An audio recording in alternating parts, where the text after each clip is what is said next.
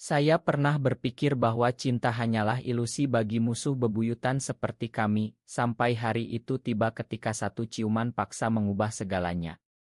Bayangkan di tengah kerumunan pasar malam Jakarta yang ramai, saya memaksa bibirnya menyentuh bibir saya sebagai balas dendam, tapi justru itu yang membuka pintu neraka emosi yang tak pernah saya bayangkan. Kini, setelah 3 tahun penuh pengkhianatan dan penderitaan, dia kembali bukan untuk membalas dendam, tapi untuk membalas dengan ribuan ciuman yang membuat hati saya hancur lebur. Hari itu, angin malam Jakarta membawa aroma sate kambing yang menggoda, tapi hati saya dipenuhi amarah yang membara.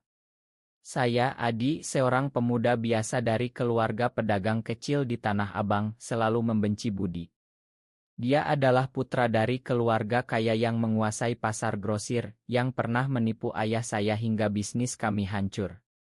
Sejak kecil, kami bersaing di sekolah, di lapangan bola, bahkan di mata gadis-gadis desa. Tapi malam itu, di pesta ulang tahun teman bersama, saya melihat dia berdiri sendirian di balkon, memandang kota yang berkilauan. "Kenapa kau selalu menghalangi jalan saya?" gumam saya dalam hati, sambil mendekat. Tanpa pikir panjang, saya tarik kerah bajunya dan cium bibirnya dengan kasar, sebagai pembalasan atas segala sakit hati yang dia timbulkan.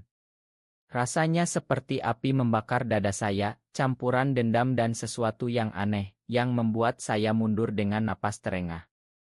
Malam itu, saya pulang dengan pikiran kacau. "Apa yang baru saja saya lakukan?" tanya saya pada diri sendiri, berbaring di kasur sempit kamar kontrakan. Ciuman itu bukan rencana, tapi ledakan emosi yang terpendam. Budi dengan mata hitamnya yang tajam dan senyum sinisnya, selalu membuat saya merasa rendah. Ayah pernah bilang jangan biarkan dendam menguasai, Adi. Itu hanya akan menyakiti dirimu sendiri. Tapi bagaimana bisa? Keluarga Budi yang membuat ayah sakit parah, hingga meninggal 2 tahun lalu. Saya ingat saat kecil, kami pernah berteman, bermain layang-layang di sawah pinggiran kota. Tapi persahabatan itu hancur ketika bisnis mereka menelan bisnis kami. "Dia musuh, bukan teman," ingatkan saya pada cermin, tapi kenapa hati ini berdegup kencang mengingat sentuhan bibirnya. Keesokan harinya, saya hindari Budi di kampus. Kami sama-sama mahasiswa ekonomi di Universitas Indonesia, tapi jurusan berbeda. Tapi dia datang mencari saya di kantin, matanya penuh amarah. "Apa maksudmu malam itu, Adi?" tanyanya dengan suara rendah, agar tak ada yang mendengar. Saya tertawa sinis, balas dendam Budi. "Kau tahu betul apa yang keluargamu lakukan pada keluargaku." Dia diam sejenak, lalu bisik, "Kau salah paham. Ayahku tak pernah menipu. Itu kesalahpahaman bisnis." Saya dorong bahunya, "Jangan bohong. Kau selalu begitu, berpura-pura suci." Tapi di dalam, saya ragu. Kenapa matanya terlihat tulus? "Jangan dekati saya lagi," ancam saya, tapi hati ini mulai goyah. Setiap malam, mimpi tentang ciuman itu datang, membuat saya gelisah. Apa ini cinta? Tidak mungkin, bantah saya dalam hati, tapi perasaan itu tumbuh seperti rumput liar di musim hujan. Beberapa minggu kemudian, kami bertemu lagi di acara kampus. Budi mendekat, "Adi, kita perlu bicara." Saya tolak, tapi dia tarik tangan saya ke taman belakang. "Dengar, saya tak pernah benci kau. Malah, sejak kecil, saya..." Kalimatnya terpotong, tapi matanya bilang segalanya. Hati saya bergejolak. "Kau bohong," kata saya, tapi suara saya gemetar. Dia mendekat, dan entah bagaimana, kami berciuman lagi, kali ini lembut, penuh perasaan. Ini gila, pikir saya, tapi tubuh saya tak mau mundur. Setelah itu, kami mulai bertemu diam-diam, di kai kecil di Blok M, berbagi cerita. Budi cerita tentang tekanan keluarganya, bagaimana ayahnya memaksa dia jadi pewaris bisnis. "Saya tak ingin jadi seperti ayah," katanya. Saya mulai lihat sisi lain dia, sisi yang lembut, yang peduli. Tapi dendam masih ada, menggerogoti hati. Bagaimana bisa saya jatuh cinta pada musuh? Tanya saya pada malam sunyi, air mata mengalir tanpa henti. Perlahan hubungan kami berkembang. Kami jalan-jalan di Monas saat malam, tangan bergandengan di balik kegelapan. Budi ajak saya ke rumahnya di pinggiran Jakarta, tapi saya tolak, takut ketahuan. Kita harus rahasia, kata saya. Dia setuju, tapi matanya sedih. Di dalam, saya perang dengan diri sendiri. Ini pengkhianatan pada ayah, gumam saya. Tapi setiap sentuhan Budi membuat saya lupa segalanya. Suatu hari, dia bilang, "Adi, saya cinta kau."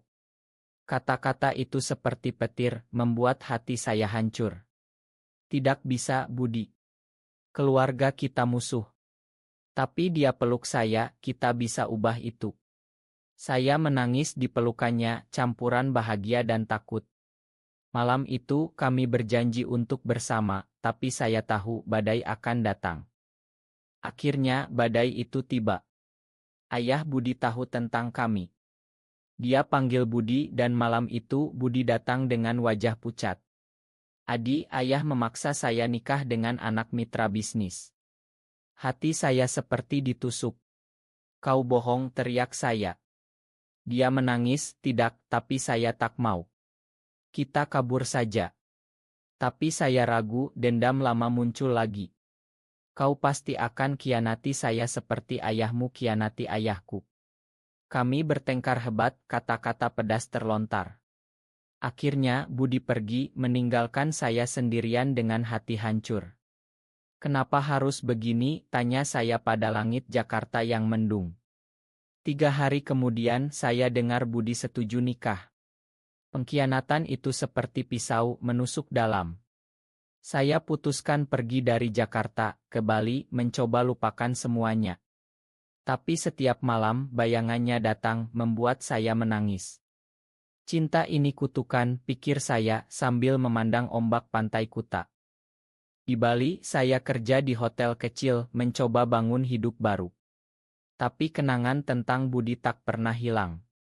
Saya ingat ciuman pertama itu, bagaimana dendam berubah jadi cinta.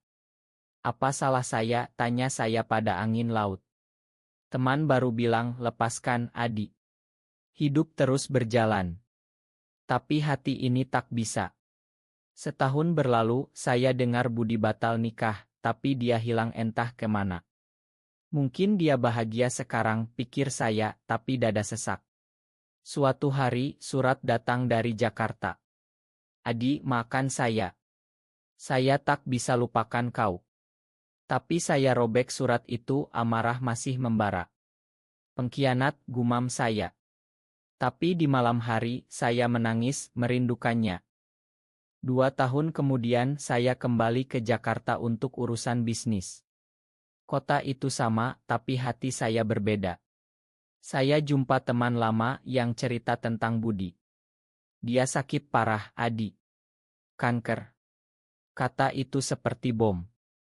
"Mana mungkin?" tanya saya. Teman itu bilang dia tolak nikah karena kau dan ayahnya usir dia. Hati saya hancur. Saya yang salah, pikir saya. Saya cari alamatnya dan temukan dia di rumah sederhana di pinggiran. Budi terbaring lemah, tapi matanya berbinar saat lihat saya. "Adi," bisiknya.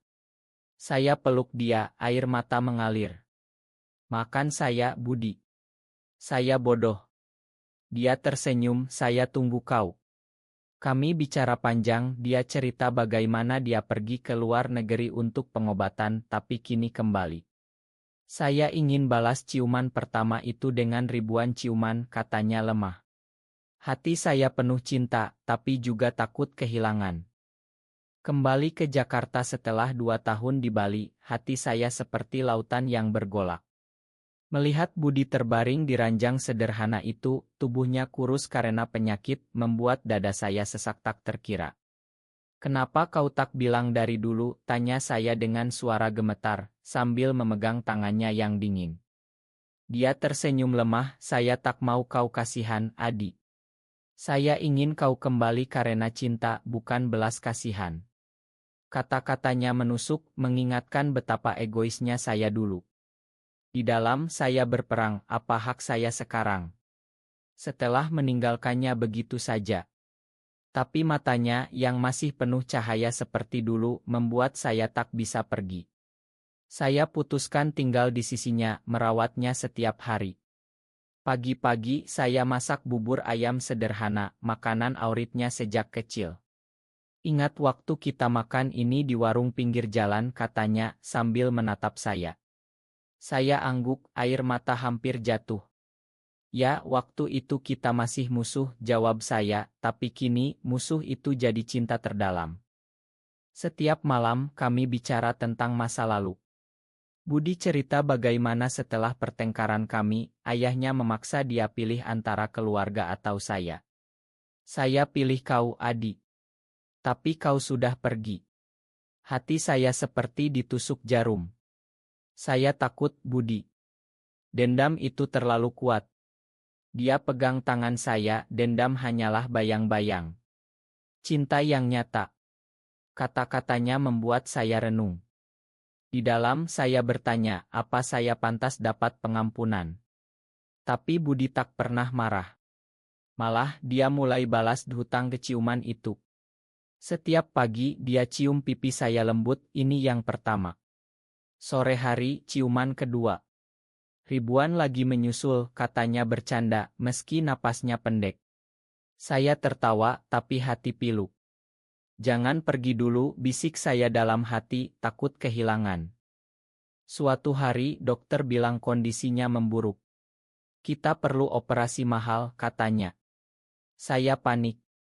Dari mana uangnya, tanya saya pada diri sendiri. Budi tahu, jangan khawatir, Adi. Saya sudah pasrah. Tapi saya tak bisa. Saya hubungi teman-teman lama, bahkan ayah Budi. Tolong Pak. Anak Bapak butuh bantuan. Ayah Budi yang dulu benci saya, datang dengan wajah dingin. Kau yang buat anak saya begini, katanya.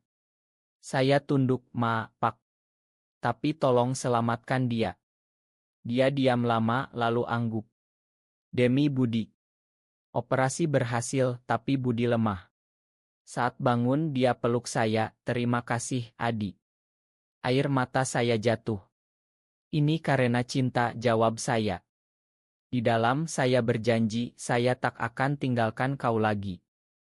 Perlahan Budi pulih. Kami pindah ke rumah kecil di Bogor, jauh dari hiruk-pikuk Jakarta. Di sana alam hijau membuat hati tenang.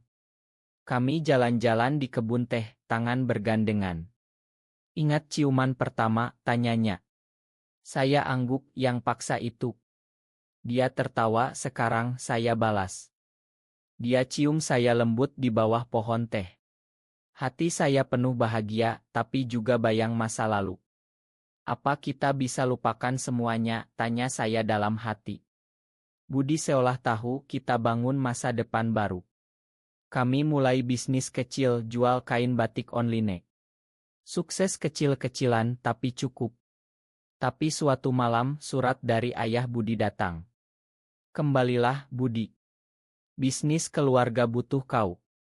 Budi ragu, Adi, apa yang harus saya lakukan? Saya pegang tangannya, ikut hati kau. Di dalam saya takut kehilangan lagi. Konflik muncul. Budi putuskan kembali ke Jakarta untuk urus bisnis, tapi janji tak tinggal lama. Hanya sementara, katanya. Tapi minggu jadi bulan. Teleponnya jarang, pesannya singkat. Hati saya gelisah. Apa dia khianati lagi, tanya saya pada cermin. Suatu hari, saya datang ke Jakarta, lihat dia dengan wanita cantik di restoran. Dada saya seperti runtuh. Pengkhianatan lagi, gumam saya, air mata mengalir. Saya konfrontasi dia malam itu. Siapa dia, Budi, teriak saya.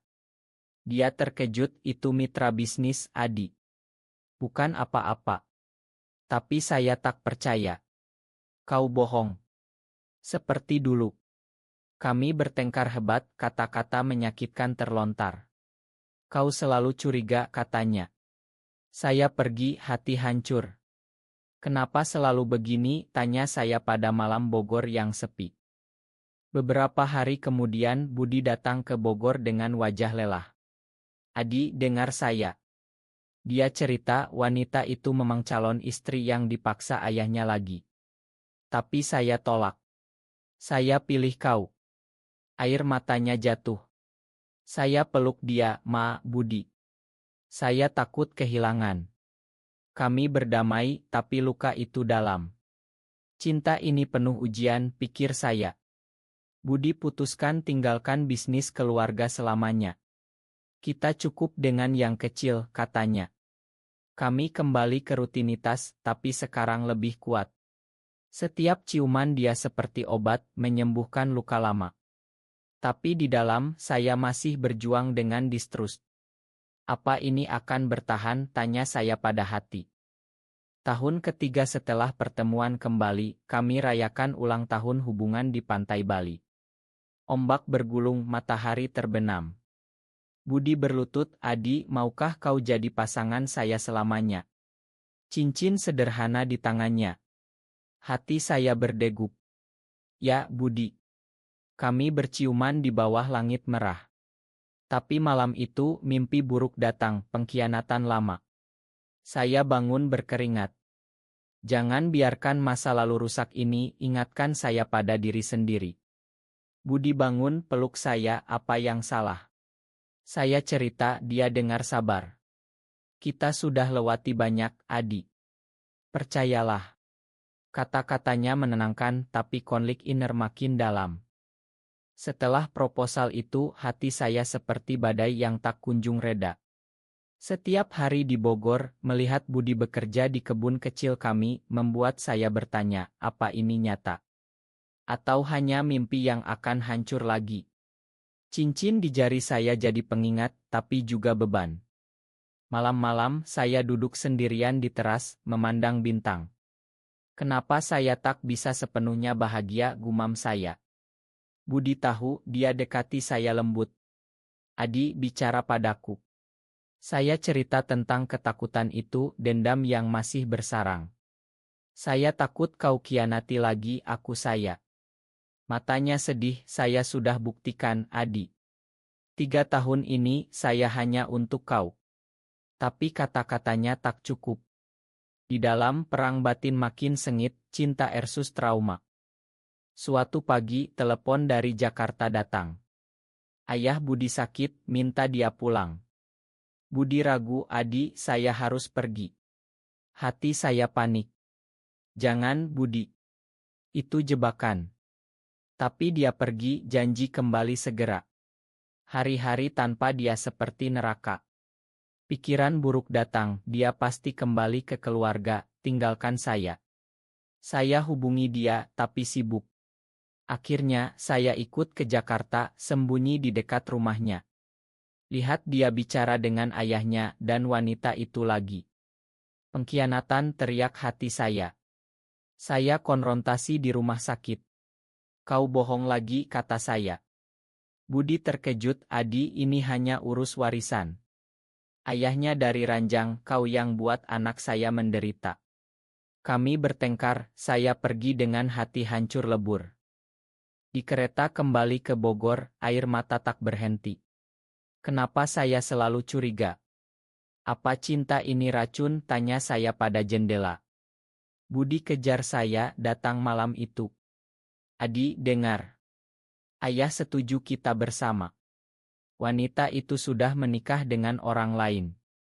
Bukti di tangannya, surat ayah. Saya menangis, "Ma, Budi. Saya rusak." Dia peluk saya, "Kita rusak bersama, tapi kita perbaiki." Malam itu, kami bercinta dalam pelukan emosional, ciuman demi ciuman menyembuhkan luka. Tapi di pagi hari, keraguan kembali. Apa cukup, pikir saya. Kami putuskan konseling di psikolog Jakarta. Dokter bilang trauma masa lalu butuh waktu. Budi setia dampingi saya. Setiap sesi, saya cerita tentang ayah, dendam, ciuman pertama. "Itu awal cinta, tapi juga awal sakit," kata saya. Budi dengar, air matanya jatuh. "Saya juga sakit, Adi. Tinggalkan keluarga demi kau." Kami saling memahami lebih dalam. Di rumah, kami buat ritual setiap malam saling cerita perasaan.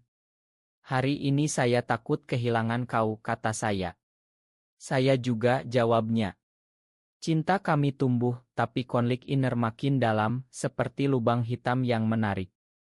Suatu hari, bisnis batik kami bangkrut karena saingan. Uang habis, kami stres. Ini karena kutukan dendam, pikir saya. Budi optimis, kita bangun lagi. Tapi saya marah, salahkan masa lalu. Kalau bukan keluargamu dulu, kita tak begini, teriak saya. Dia diam, lalu pergi. Hati saya regret. Kenapa saya begini, tanya saya pada malam hujan. Budi kembali pagi dengan rencana baru.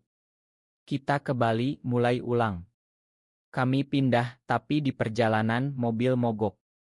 Di tengah hutan, kami bertengkar lagi. Kau selalu lari, kata saya. Kau yang tak percaya, balasnya. Kami diam, lalu peluk. Ma, bisik kami bersamaan. Di Bali, kami bangun homestay kecil. Sukses pelan-pelan, tapi hati saya masih bergolak. Tahun keempat, kami adopsi anak yatim dari panti asuhan. Anak kecil bernama Riko membuat rumah penuh tawa. Tapi melihat Budi main dengannya, membuat saya iri dan takut. Apa kalau ada anak, dia tinggalkan saya, pikir saya gila. Saya konfrontasi, kau lebih sayang Riko daripada saya. Budi tertawa, bodoh, kau ayahnya juga. Tapi di dalam, saya perang. Malam itu, mimpi pengkhianatan datang lagi. Saya bangun menangis. Budi tenangkan, kita keluarga sekarang. Cinta kami lebih kuat, tapi emosi makin dalam, seperti samudra yang tak terukur. Akhirnya, klimaks datang. Ayah Budi meninggal, tinggalkan warisan besar. Budi diundang ke pembacaan wasiat. Saya tak mau, Adi. Tapi saya dorong pergi demi masa lalu. Dia pergi dan hari-hari tanpa kabar. Pikiran buruk datang, dia ambil warisan, tinggalkan kami. Saya hubungi, tak jawab. Akhirnya saya ke Jakarta dengan Riko. Lihat Budi di kantor pengacara dengan wanita lama. Pengkhianat, teriak saya dalam hati. Saya masuk konfrontasi. Apa ini, Budi? Dia terkejut, Adi, ini saudara ayah. Wasiat untuk kita. Bukti menunjukkan warisan untuk kami bertiga. Saya menangis, ma lagi. Dia peluk, ini akhir dendam. Setelah kejadian wasiat itu, hati saya seperti gunung berapi yang meletus, melepaskan semua emosi yang terpendam. Kembali ke Bali dengan warisan yang cukup untuk hidup nyaman, tapi dada saya masih sesak. Setiap malam, melihat Budi tidur di samping, membuat saya bertanya, apa saya layak untuk kebahagiaan ini? Riko, anak kami, jadi cahaya, tapi juga pengingat betapa rapuhnya semuanya. Papa Adi, kenapa sedih? Tanyanya polos. Saya peluk dia, papa baik saja. Tapi di dalam, badai semakin kencang. Budi tahu, dia dekati saya di pantai saat matahari terbit. Adi, apa yang mengganggu? Saya cerita, saya takut ini mimpi. Setelah semua pengkhianatan, apa kita benar-benar aman? Matanya penuh cinta, kita sudah lewati neraka bersama. Percayalah. Tapi kata-katanya seperti angin, lewat tapi tak hilangkan awan hitam di hati. Konflik inner mencapai puncak ketika teman lama datang ke homestay. Dia cerita gosip, Budi dulu hampir nikah dengan wanita itu. Kata itu seperti pisau menusuk lama. Saya konfrontasi Budi malam itu. Kenapa kau tak cerita lengkap? Teriak saya, air mata mengalir. Dia sigap, itu masa lalu, Adi. Saya tolak karena kau. Tapi saya tak percaya sepenuhnya. Selalu ada rahasia, kata saya. Kami bertengkar hebat, Riko menangis di kamar. Pagi harinya, Budi pergi ke pantai sendirian. Saya ikut, lihat dia duduk memandang ombak. Ma, Adi. Saya juga takut kehilangan kau. Kami peluk, tapi luka itu lebih dalam sekarang, seperti parit yang menganga. Kami putuskan liburan ke Yogyakarta untuk reres.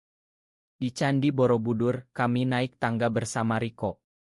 Ini simbol ketabahan, kata Budi. Tapi di dalam saya perang, apa ketabahan cukup? Malam di hotel, mimpi buruk datang, Budi pergi dengan orang lain. Saya bangun berteriak. Budi tenangkan, itu hanya mimpi. Tapi emosi meluap. Saya tak bisa terus begini, kata saya. Kami bicara panjang, saling ungkap rahasia terdalam. Budi cerita tentang depresi setelah dulu ditinggal saya. Saya hampir bunuh diri, Adi. Air matanya membuat hati saya hancur. Ma, saya tak tahu. Kami menangis bersama, cinta kami seperti api yang membakar tapi juga menyucikan. Kembali ke Bali, bisnis homestay meledak. Tamu banyak, tapi stres ikut. Suatu hari, tamu wanita cantik menggoda Budi. Saya lihat dari jauh, hati panas. Pengkhianatan lagi, gumam saya. Malam itu, saya tuduh dia. Kau genit, teriak saya. Budi marah, kau gila, Adi. Itu tamu biasa. Kami pisah ranjang malam itu. Pagi, Riko tanya, papa bertengkar. Saya peluk dia, air mata jatuh. Budi datang, Ma, Adi. Mari kita perbaiki. Kami ke psikolog lagi, sesi intens. Dokter bilang, Anda butuh organes diri sendiri. Saya renung, ya, saya yang tak ampuni diri atas dendam dulu. Puncak emosi datang saat ulang tahun Riko. Kami adakan pesta kecil di pantai. Tapi tiba-tiba badai datang, hujan deras. Semua kacau seperti meteor hidup kami. Di tengah hujan, Budi tarik saya ke Gaibo. Adi, ingat ciuman pertama. Itu awal segalanya. Dia cium saya, ini ribuan yang terakhir, tapi bukan akhir. Air mata campur hujan. Saya cinta kau, Budi. Ma, atas segala curiga. Kami peluk erat, Riko lari ke kami. Saat itu, sesuatu pecah di hati saya, damai mulai datang. Tapi ujian tak berhenti. Berita datang, saudara Budi tuntut warisan. Pengadilan panggil kami ke Jakarta. Di sana, konfrontasi dengan keluarga. Saudara bilang, kau pilih laki-laki ini daripada keluarga. Budi tegas, ya, karena cinta. Saya dukung dia, tapi di dalam, takut. Sidang berlangsung tegang, emosi meluap. Akhirnya, kami menang, tapi lelah. Di hotel, saya menangis, kenapa hidup kita penuh drama. Budi peluk, karena cinta kita kuat. Ciumannya seperti obat, tapi konflik inner makin menusuk, seperti duri yang tak tercabut. Tahun kelima, kami adakan pernikahan sederhana di Bali, meski tak resmi di mata hukum Indonesia. Teman-teman datang, Riko bawa cincin. Papa Adi, selamat, katanya. Tapi saat sumpah, hati saya bergetar. Apa ini akhir bahagia, tanya saya. Malam itu, di kamar, Budi bilang kita sudah lewati segalanya. Tapi mimpi pengkhianatan datang lagi, lebih id. Saya bangun, pergi ke pantai sendirian. Ombak menghantam, seperti emosi saya. Kenapa tak bisa lepas, teriak saya pada angin. Budi datang, Adi, kita hadapi bersama. Kami bicara sampai pagi, saling ampuni. Emosi yang membara seperti magma di Gunung Merapi, tak bisa lagi saya tahan. Setelah pernikahan itu, setiap hari di Bali terasa seperti mimpi indah yang rapuh. Riko tumbuh jadi anak pintar, tapi melihat dia main dengan Budi membuat hati saya perih. Apa kalau Riko dewasa, dia malu punya ayah seperti kami, tanya saya pada diri sendiri, malam demi malam. Budi lihat perubahan saya, Adi, apa yang salah? Saya ledak semuanya. Masyarakat Indonesia tak terima kita. Kita hidup dalam bayang-bayang. Matanya sedih, kita punya satu sama lain. Tapi kata-katanya tak cukup. Di dalam perang batin seperti tsunami, menghantam tanpa ampun. Konflik mencapai enit ketika Riko sakit parah. Demam tinggi, kami buru-buru ke rumah sakit Denpasar. Dokter bilang butuh operasi darurat. Uang warisan habis untuk bisnis, kami panik. Ini hukuman atas cinta terlarang, pikir saya gila. Budi hubungi keluarga, tapi saudaranya tolak. Kau pilih jalan itu, tanggung sendiri. Budi menangis, Adi, apa kita gagal? Saya peluk dia, tidak, kita cari jalan. Kami jual homestay, dapat uang cukup. Operasi sukses, Riko selamat. Tapi di ruang tunggu, saya runtuh. Kenapa Tuhan uji kita terus, teriak saya dalam hati. Budi pegang tangan, karena kita kuat. Setelah itu, kami pindah ke desa kecil di Jawa Tengah, dekat keluarga saya yang tersisa. Ibu saya, yang dulu tak setuju, kini peluk kami. Anakku bahagia saja. Tapi masyarakat desa gosip. 2 laki-laki besarkan anak. Haram. Kata itu seperti cambuk. Riko dengar di sekolah, pulang menangis. Papa, kenapa mereka benci kita? Hati saya hancur. Saya konfrontasi Budi, ini karena kau. Kalau bukan cinta ini, Riko tak menderita. Dia marah, kau yang mulai dengan ciuman itu. Pertengkaran terhebat, hampir pisah. Malam itu, saya pergi ke sawah, menangis di bawah bulan.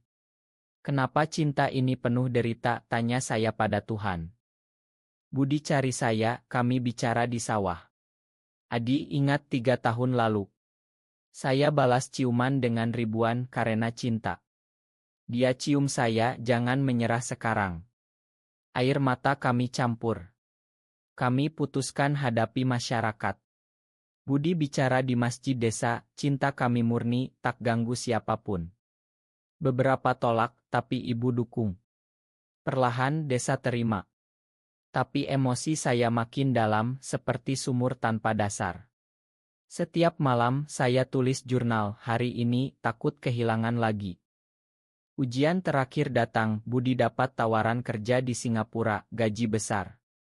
Untuk masa depan Riko, katanya. Hati saya panik. Jangan pergi, Budi. Itu jebakan. Tapi dia pergi, janji bulanan pulang. Bulan pertama, baik. Tapi kemudian, telepon jarang. Pikiran buruk, dia selingkuh di sana. Saya ke Singapura diam-diam, lihat dia dengan pria lain di KAI.